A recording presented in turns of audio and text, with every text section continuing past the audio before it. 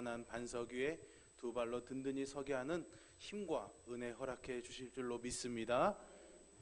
빈 마음으로 나온 나의 손을 놓지 마소서. 찬양대의 이 기도 같은 찬양이 제 마음에 얼마나 참 힘이 되고 위로가 되는지 모르겠습니다. 언제나 예배하러 나올 때 우리는 많은 것을 가지고 나와야 된다라는 생각을 하지만 사실은 하나님 앞에 서면 우리는 항상 빈손일 수밖에 없습니다. 그렇죠? 그런데 그런 빈손을 나무라지 않으시고 염려하지 마, 내가 채워줄게, 걱정하지 마, 내가 잡아줄게 하는 그 주님의 위로가 이 예배 가운데 우리 안에 있는 줄로 믿습니다. 언제나 하나님 앞에 설 때는 부끄럽고 약해 보이는 나이지만은 그런 우리의 허물을 탓하지 않으시고요, 괜찮다고, 그래도 나 너 사랑한다고 말씀해 주시는 하나님이 있기 때문에 우리가 이 예배 가운데 나와서 하나님의 얼굴을 뵐 수 있는 그런 은혜가 있는 줄로 믿습니다. 오늘도 하나님의 말씀하심으로 여러분들에게 큰 힘과 위로가 있기를 간절히 소망합니다. 오늘은 여러분들과 예수님의 비유의 말씀을 좀 나눠보고 싶습니다. 공관복음, 마태, 마가, 누가복음 이 세 복음서에 나오는 예수님의 많은 가르침들이 있는데요, 그 가르침들 중에 3분의 1 정도가 비유의 말씀입니다. 그 정도로 예수님께서 많은 비유의 말씀들을 하셨죠. 어떤 분은 이 비유를 가리켜서 이렇게 말씀하시더라고요. 천상의 의미를 지닌 지상의 이야기라고요. 하늘의 비밀을 가진 이 땅의 이야기라는 그런 의미이겠죠. 어린아이라도 이해할 수 있는 그런 삶 속에서의 이야기인 비유를 통해서 깊은 영적인 진리를 예수님께서 가르쳐주고 있는 것이죠.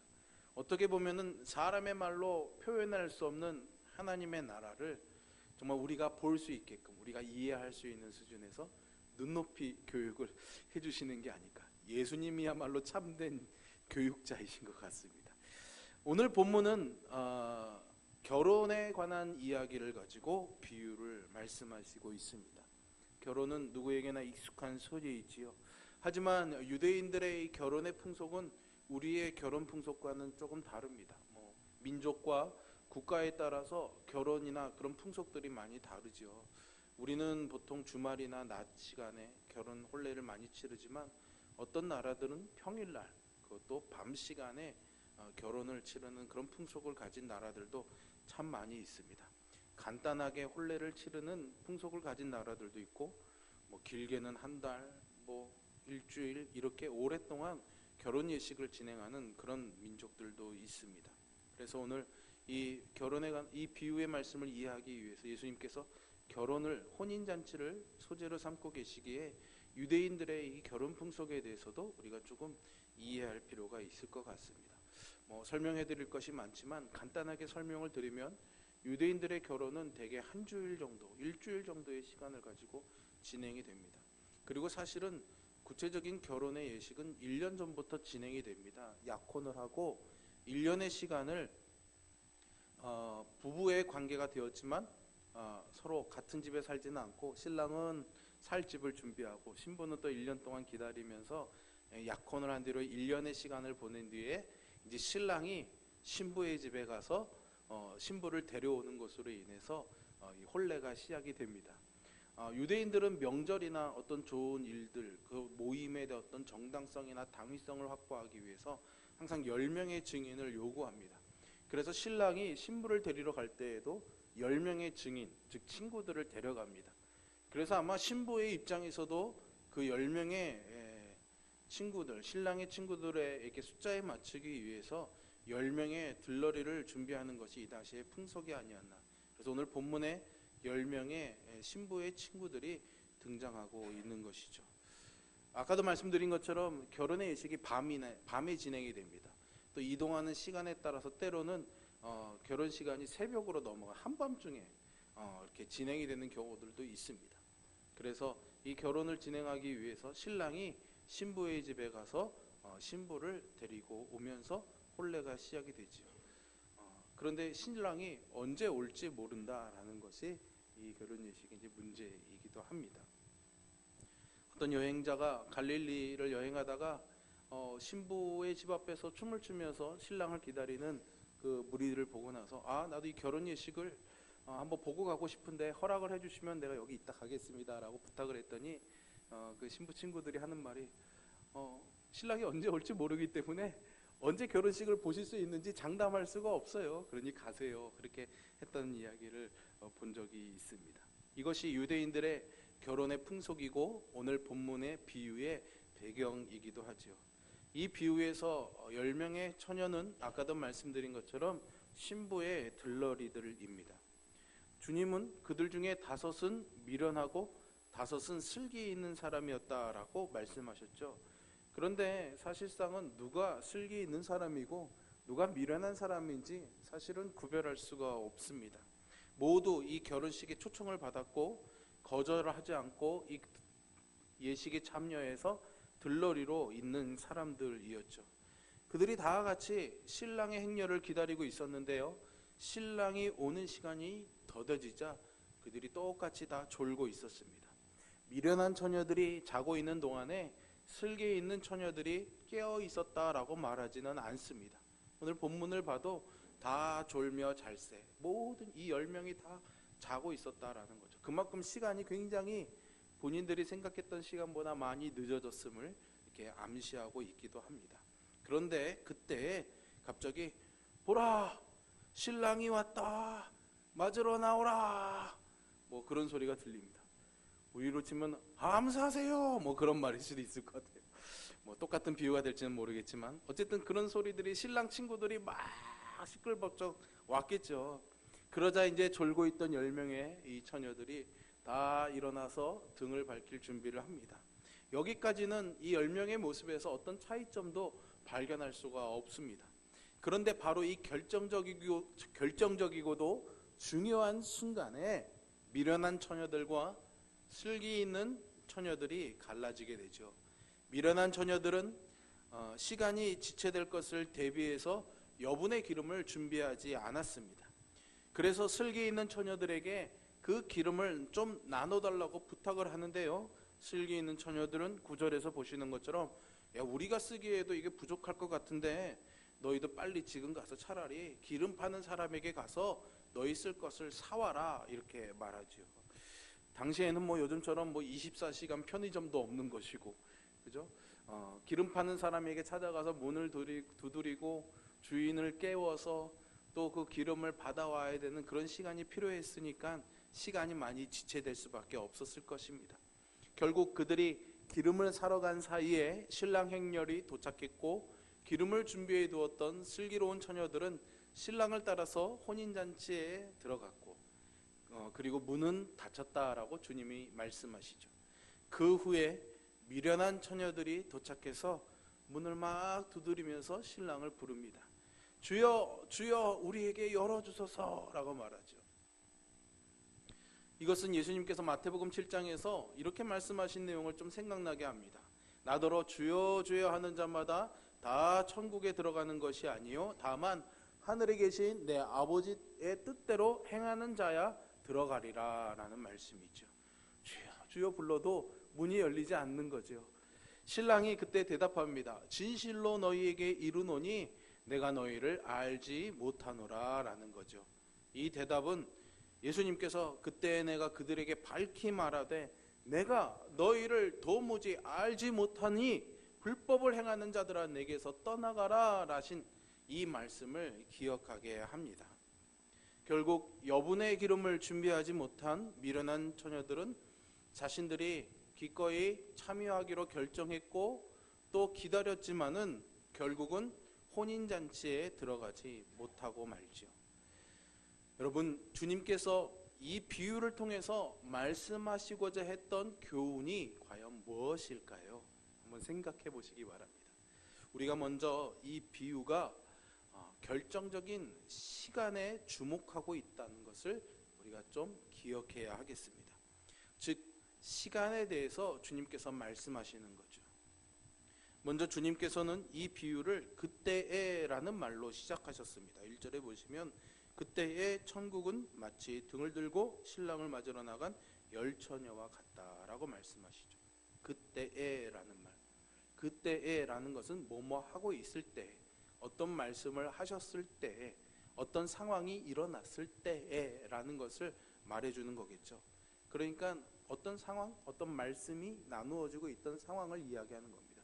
그것을 우리는 앞장인 24장에서 몇 가지를 발견해 볼 수가 있습니다. 42절에 보시면 그러므로 깨어 있으라. 24장 42절에 보시면 그러므로 깨어 있으라. 어느 날에 너희 주가 임할는지 너희가 알지 못한다 라고 말씀하셨죠. 그리고 44절에 넘어가서 보시면 이러므로 너희도 준비하고 있으라. 생각하지 않은 때에 인자가 오리라 말씀하셨습니다. 예수님께서 뭐에 대해서 말씀하고 있습니까? 내가 다시 올 거다. 너희들을 잠시 떠나지만 나는 다시 너희에게 올 거다라는 것에 대해서 말씀하고 있으면서 그때에 이 혼인잔치의 비유를 통해서 뭔가를 더 말씀하고 싶으셨던 거죠. 그리고 13절에서 오늘 본문의 13절에서 이 비유의 결론과도 같은 말씀을 하십니다. 그런즉 깨어 있으라. 너희는 그 날과 그 때를 알지 못하느니라. 이렇게 말씀하고 있죠. 깨어 있고 준비하라라는 것. 내가 다시 올 테니 너희는 준비해라. 그리고 그 비유로서 그 내용을 설명해 주고 있는 것입니다. 13절에서 예수님은 그 날과 그 때를 말씀하셨지만 사실은 결정적인 그 날이 언제인지는 말씀하지 않고 있습니다. 하지만 우리가 분명히 알 수 있는 것은 그 결정적인 시간은 바로 신랑이 오는 때이지요. 그리고 예수님께서 다시 오시는 때를 말하고 있는 것입니다. 어쩌면 우리가 인생이 끝나고 주님을 만나는 그 때를 말하는 것일 수도 있습니다. 여러분, 언제인지는 알지 못하지만 가장 중요하고도 결정적인 이 시간이 마치 우리가 생일이 돌아오는 것처럼, 명절이 돌아오는 것처럼, 공휴일이 돌아오는 것처럼 그렇게 정해진 시간에 온다면 얼마나 문제가 없겠습니까? 문제는 모른다라는 거죠. 언제 올지 모른다는 것에 문제가 있습니다. 그 시간은 시계로 측정할 수 있거나 계산되는 그런 기념일과 같은 시간이 아니라 어느 순간 하나님의 주권적인 선택과 뜻에 의해서 우리의 삶에, 우리의 역사에 임하는 그런 하나님의 사건의 시간입니다. 결정적인 시간은 그런데 우리 모두에게 오는 것이죠. 죽음으로 혹은 예수님의 재림으로 그 시간은 우리의 인생과 역사에 반드시 찾아올 것입니다. 그렇다면 이 비유를 통해서 주님이 우리에게 주시는 교훈은 아주 분명해집니다. 그 결정적인 때가 언제인지는 모르지만 그날은 반드시 오는 날이니 우리가 늘 준비된 상태로 있어야 한다는 것이죠. 이것이 오늘 비유의 결론인 13절과도 일치하는 겁니다. 그런즉 깨어 있으라. 너희는 그 날과 그 때를 알지 못하느니라 라는 거죠. 여기서 깨어 있으라라는 이 말은 준비하고 있어라라는 말과 같습니다. 언제 주님이 오셔도 준비된 상태로 주님을 맞이할 수 있도록 하라는 것이죠. 주님이 하신 이 비유를 조금 더 우리가 잘 이해하도록 몇 가지를 생각해 볼 게 있는데요. 먼저는 혼인잔치입니다. 예수님께서는 천국에 관한 말씀을 하시면서 이 혼인잔치에 관한 이야기들 몇 번 더 하십니다. 마태복음 22장에도 나오고요. 누가복음 14장에도 나옵니다. 혼인잔치로 비유하고 있죠. 그리고 요한계시록 19장에서도 혼인잔치를 말씀하시는데 하나님의 나라의 완성과 주님의 재림의 때에 초점을 맞추어서 말씀을 하고 있습니다. 주님께서 재림하실 때에 교회는 어린 양이신 그리스도의 신부로 어린 양의 혼인잔치에 참여하게 될 것이다 라는 것이 이 요한계시록의 말씀이죠. 재밌는 것은 복음서에 나온 예수님의 혼인잔치에서는 신부에 대한 이야기가 별로 없습니다. 혼인잔치에 참여하는 사람들에 대한 이야기가 있어요. 그리고 요한계시록은 신부에 대한 이야기에 초점이 맞춰져 있습니다. 교회가 신부이니 예수님이 다시 오실 때 너희가 신부로서 그 오시는 주님을 맞이해라 이렇게 이제 권면하고 있는 거죠. 약간의 그런 차이점이 있습니다. 이거는 혼인잔치의 의미를 강조하면 요한계시록에처럼 우리가 신부의 입장에서 비유가 됩니다. 그리고 혼인잔치가 천국의 잔치잖아요. 잔치. 천국의 잔치는 신부만 있는 것이 아니지 않습니까? 모든 사람들이 참여하는 잔치이기 때문에 그런 혼인잔치에 참여하는 의미로서 예수님이 비유하고 있기 때문에 복음서의 혼인잔치는 그렇게 많은 사람들, 왕이 초청한 사람들, 주인이 부른 사람들, 또 이 10명의 들러리들처럼 신부가 아닌 혼인잔치에 참여하는 사람들에게 관심이 가져 있는 것이죠. 주님은 혼인잔치를 하나님 나라에 비유하고 있습니다. 신랑을 기다리는 열 처녀가 신부가 아니라는 점이 바로 이 비유의 해석의 원리를 우리에게 언뜻 암시해주고 있는 거죠. 주님께서는 한 가지 진리를 가르치시기 위해서 이 비유를 사용하셨다라는 겁니다. 이것도 잘 모르고 열 처녀는 과연 뭔지, 10명만 된다는 건지, 10명의 그룹이 나눠져 있는 건지, 뭐 등과 기름은 각각 뭘 의미하는지, 이런 의미들에 천착하다 보면은 우리가 자칫 오해와 실수를 범할 수가 있습니다. 중요한 것은 전체적인 이 비유의 맥락에서 예수님이 말씀하시고자 하는 교훈이 뭔가를 우리가 깨달아야지, 그냥 그 단어의 의미들을 찾아서 우리가 그것을 비유잖아요. 그죠? 비유니까는 이게 숨겨져 있는 거기 때문에 우리가 어떻게 해석하든 그게 우리가 의미를 부여할 수 있는 겁니다. 그러다 보면은 자칫 실수가 일어날 수 있는 거죠. 신천지 같은 경우들이 대부분 그런 경우입니다. 신천지에서 가장 강조하는 게 바로 이 비유풀이거든요. 비유풀이. 예수님이 하신 비유들의 단어들과 말들을 자기들에게 좋게 막 해석하는 겁니다. 이 열 처녀의 비유도 신천지에서는 어떻게 해석하냐면, 미련한 처녀들이 잔치에 못 갔잖아요. 왜 그랬어요? 기름을 못 샀기 때문이거든요. 그런데 기름 살 수 있는 방법이 있다는 거예요. 뭐예요? 기름 파는 사람에게 기름을 사오면 되잖아요. 기름 파는 사람이 누구예요? 증인의 말씀을 하는 이만희님이라는 거예요. 이만희님. 그러니 이만희님의 말씀을 잘 들으면 뭘 얻어요? 기름을 얻어요. 그럼 어떻게 할 수 있어요? 잔치에 참여할 수 있어요. 여기까지만 편집해서 나누면 이제 저도 이제 2단이 되는 겁니다.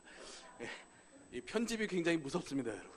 그죠? 제가 이런 의미로 이걸 설명드리는 게 아닌데, 앞뒤를 떡 잘라먹고 요 내용만 우리 목사님 이렇게 설교하셨어 이러면은 이게 이제 저도 이제 그렇게 가는 거예요. 절대 그런 의미가 아닙니다. 그렇게 한다는 거죠. 좀 쉬운 의미로 더 설명을 드려볼까요, 여러분? 내 마음은 호수요, 이렇게 말했습니다. 이 말이 무슨 의미인지 여러분 아시겠죠? 내 마음이 막 복잡하고 어려운 그런 형편을 지나서 어때요? 호수처럼 잔잔하고 평안해졌다라는 겁니다. 그러니까 내 마음은 호수다라는 말은 내 마음이 호수랑 똑같다라는 그런 의미가 아니죠. 내 마음이 평안하다라는 의미를 담고 있는 겁니다. 그런데 이 호수를 말하는 의미, 목사님이 왜 호수라고 말했을까? 호수라고 말한 이유가 있겠지. 호수는 어떻지? 막 생각을 해. 어떤 호수에는 괴물이 산다고 그랬어. 그 호수는 괴물이 사는 데야. 목사님 마음이 호수라고 그랬으니까 목사님 마음엔 괴물이 사나 보다. 이렇게 이해할 수 있다라는 거죠, 여러분. 그래서 비유를 우리가 이해할 때는 아주 조심해야지 됩니다. 전체적인 성령께서 우리의 마음에 조명해 주시고, 예수님께서 왜 이 말씀을 하시는지 앞뒤의 상황들과 무슨 말씀을 하시고자 하는지 그 주제가 되는 말씀을 잘 붙잡고 비유에 한 걸음 가까이 나가야 되는 거죠. 그러니까 오늘 이 비유는 우리가 준비해야 될 등, 기름이 뭐냐, 이런 것들을 성령께서 가르쳐 주셔서 우리에게 주시는 은혜도 있을 수 있습니다. 그것을 제가 부인하는 것은 아닙니다. 그러나 더 큰 의미에서는 주님께서 때에 대해서 이야기하고 있다. 우리가 과연 준비되어 있는가라는 것을 말씀하고 있는 거죠. 예수님께서 이 비유를 하시는 것은 제자들에게 하시고 있는 말씀입니다. 십자가에 달려 죽으시기 전에. 더불어 이 말씀이 기록된 것은 초대교회 성도들이 이 말씀을 듣고 힘을 얻으라고 기록이 되어 있는 것입니다. 그렇기 때문에 예수님의 이러한 비유는 예수님에 대해서 알지 못하고 신앙을 거부하는 사람들에게 주시는 말씀이 아니라 바로 신랑을 기다리는, 예수님을 기다리는 신앙을 고백한 제자와 성도들에게 주시는 말씀이다, 이렇게 말할 수가 있는데요. 오늘날의 방식으로 말하자면 바로 이 교회당 안에 앉아서 예배하고 있는 우리들이다, 이렇게 말할 수 있겠죠. 신앙을 고백하고 세례받은 사람들, 예수님을 기다리는 사람들에게 주시는 주님의 말씀입니다. 그런데 주님께서 말씀하시기를 10명이 기다리고 있는데 그 안에 뭐가 있다고요? 미련한 사람, 슬기 있는 사람이 있다는 거예요. 그럼 우리도 이 자리에서 주님을 기다리며 예배하고 있지만 슬기 있는 사람도 있고 미련한 사람도 있다라는 거죠. 그러면 미련한 사람들은 이 비유에서처럼 너희들은 천국 못 가 이러겠습니까? 아니죠. 미련한 사람도 있을 수 있으니까 이 말씀을 듣고 깨달아 슬기 있는 사람, 천국에 들어올 수 있는 사람으로 마음의 태도를, 신앙의 태도를 바꾸라는 주님의 권면이다, 이렇게 말할 수 있습니다.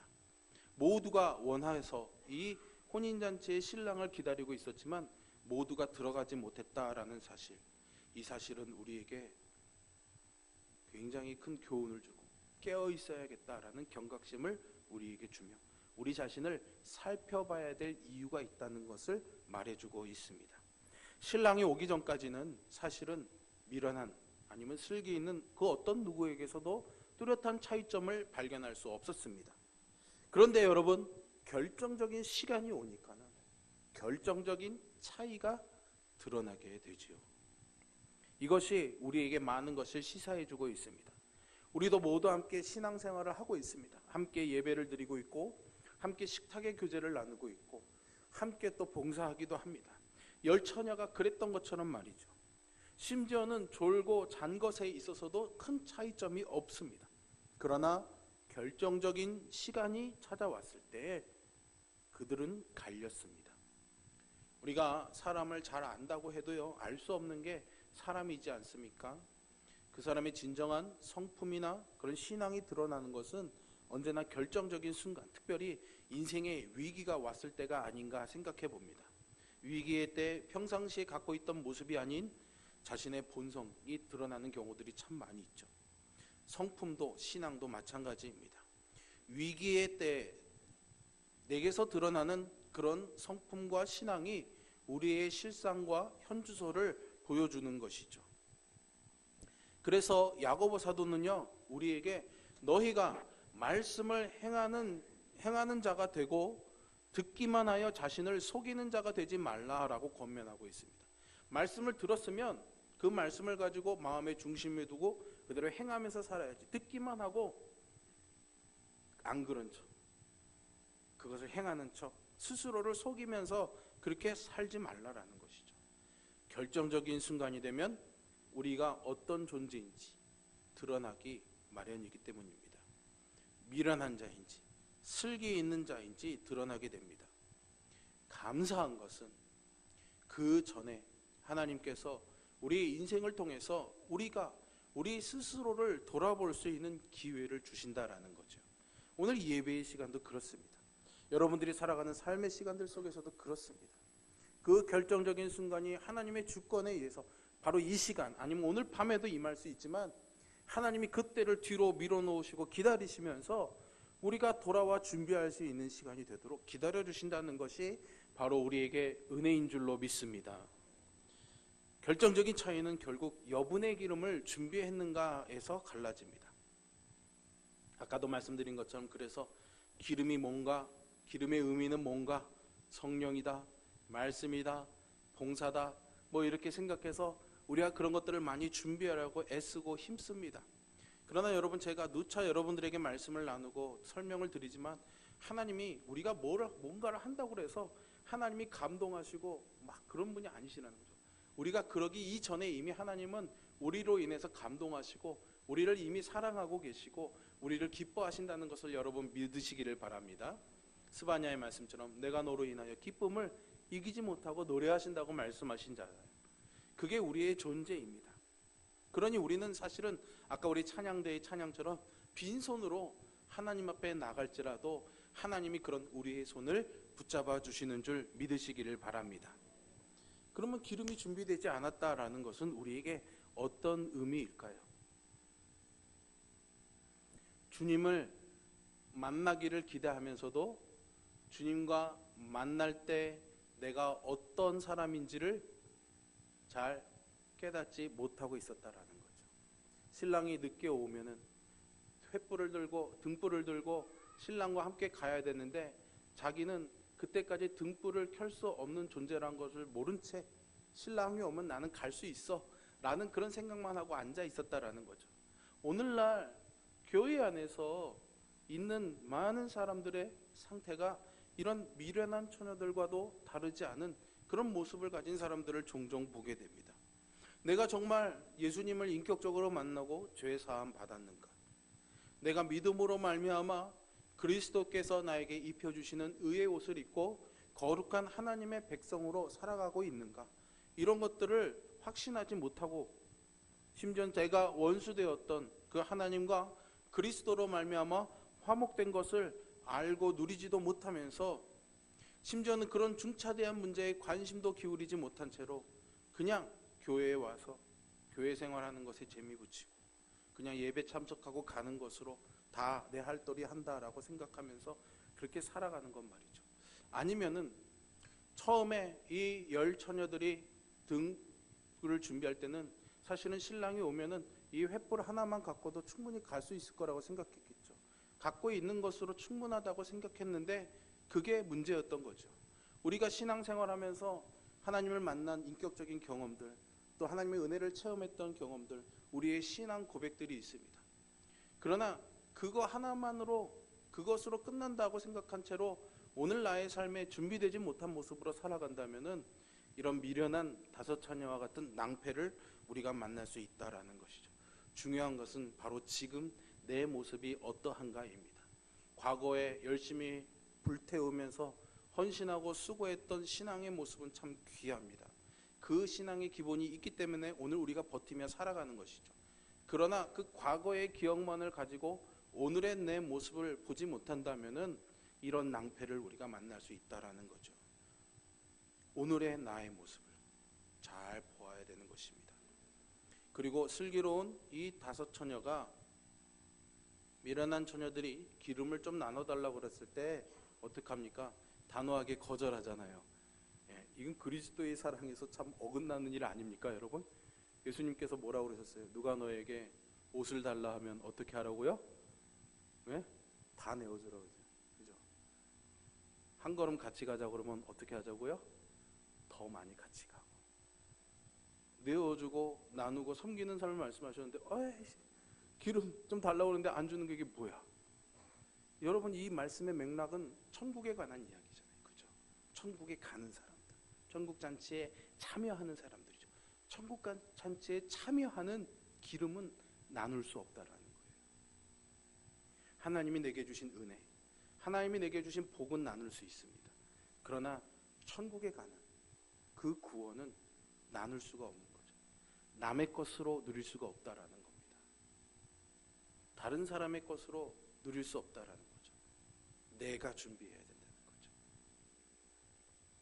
우리가 예수님의 재림이라는 결정적인 시간을 준비하고 산다는 것이 어떤 것일까요, 여러분? 물론 그 결정적인 시간은 예수님이 다시 오시는 재림의 순간이지만, 그 재림의 순간이 언제 올지 모르고 우리의 인생은 이 땅에서 정해진 수명이 있기 때문에 죽음을 맞이하게 됩니다. 그래서 주님이 다시 오시는 때이기도 하지만 어떻게 보면 우리 개인에게는 죽음의 시간일 수도 있습니다. 죽음 이후에 주어지는 기회는 없습니다. 마찬가지로 주님이 다시 오신 재림 이후에도 기회는 없습니다. 혼인잔치의 문이 닫힌 후에 주여 주여라고 부르짖어 보지만 내가 너희를 알지 못하노라 라는 대답만 들릴 뿐 문이 다시 열리지 않는 것처럼 말이죠. 그때를 모른다는 것, 그때는 하나님의 주권에 속해 있다는 것을 비유는 강조하고 있습니다. 그래서 우리는 언제라도 바로 오늘이 마지막인 것처럼 주님을 맞을 준비를 하며 살아야 한다는 것이죠. 어제 저희가 지난번에 했던 숨 콘서트 방송이 됐는데, 제가 지난달에 다른 교회에서 하는 숨 콘서트를 봤는데 그 교회에서 외치는 구호가 제 가슴에 참 깊이 왔습니다. 뭐냐면 오늘이 마지막인 것처럼 사랑하자. 그게 구호더라고요. 그러니까. 아직 저작권을 못 사서 제가 우리 교회에서 못 쓰는 것 같습니다. 오늘이 마지막인 것처럼 사랑하자. 그게 오늘 본문이 우리에게 주는 가장 강렬한 교훈이요, 우리의 믿음의 자세가 되어야 하는 것이 아닌가 하는 생각을 해봅니다. 언제일지는 모르지만, 더뎌지고 먼 훗날에 이를 수도 있지만 오늘이 마지막인 것처럼 우리는 준비된 마음으로 살아가야 될 줄로 믿습니다. 우리가 지금 이 시간에 함께 예배하고 말씀을 듣고 있습니다. 주님께서는 그런 우리에게 지금 물으십니다. 준비됐니? 내가 지금 너에게 간다면은 나에게 올 준비가 되었느니? 라고 물어보시는 거죠. 여러분 어떻게 대답하시겠습니까? 잠깐만요, 주님. 조금만 기다려 주십시오. 아직 회개할 것도 있고 용서를 빌어야 될 것도 있고, 뭐 이런 것이 있지 않습니까? 그러다 보면 또 뭔가를 해야 된다는 분주한 마음이 우리를 자꾸만 몰아붙일 때가 있습니다. 그런데요, 그런 우리에게 주님이 한 번 더 말씀해 주시는 말씀이 있습니다. 수고하고 무거운 짐진 자들아, 다 내게로 오라. 내가 너희를 쉬게 하리라. 나를 기다리며 준비해야 될 것은 분명하지만 무언가를 위해 수고하고 애쓰지 말아라. 내가 오는 것을 기다리고 내가 준 말씀을 잘 기억하고 그 말씀대로 따라오면 돼. 그럼 내가 쉼을 줄 거야 라고 약속하고 있는 것이죠. 어떤 기름을 채울 것인가, 어떤 등을 준비할 것인가는 아주 중요합니다. 열심히 살아야 되고 오늘이 정말 마지막인 것처럼 최선을 다해서 몸부림치면서 살아야 됩니다. 그러나 그 수고와 애씀이 우리에게 안식이 되지 않는다면 진정한 주님의 부르심은 아니겠지요. 우리를 안식으로 불러주시는 이 주님의 부르심을 기억하면서 주님 앞에 나아가는 저와 여러분이 될 수 있기를 바랍니다. 나는 주님의 자녀가 되기를 원합니다. 주님, 내게 참된 믿음, 구원 얻는 믿음을 허락하여 주셔서 준비된 인생을 평안히 살다가 언제라도 주님을 만날 수 있는 그런 복을 허락하여 주옵소서. 이 기도가 평생의 여러분들의 기도가 되기를 주님의 이름으로 축원합니다. 기도하겠습니다. 하나님, 오늘 우리에게 말씀하여 주신 주님의 아름다운 사랑의 말들을 듣게 하심을 감사합니다. 이거 뭘 잘못했기 때문에 지적하시는 말씀이 아니라 주님의 오심을 기다리라는 따뜻한 주님의 권고요, 또 힘내라는 응원으로 이 말씀을 듣습니다. 여전히 우리에게는 부족함과 약함들이 드러나지만은 언제나 주님이 오실 때가 바로 이 순간이요, 지금이라는 사실을 잊지 않고 준비된 마음으로 또 내 자신을 돌아보며 깨어 있어 그렇게 주님을 앙망하며 사는 믿음의 삶을 살도록 인도하여 주옵소서. 예수님의 이름으로 기도합니다. 아멘.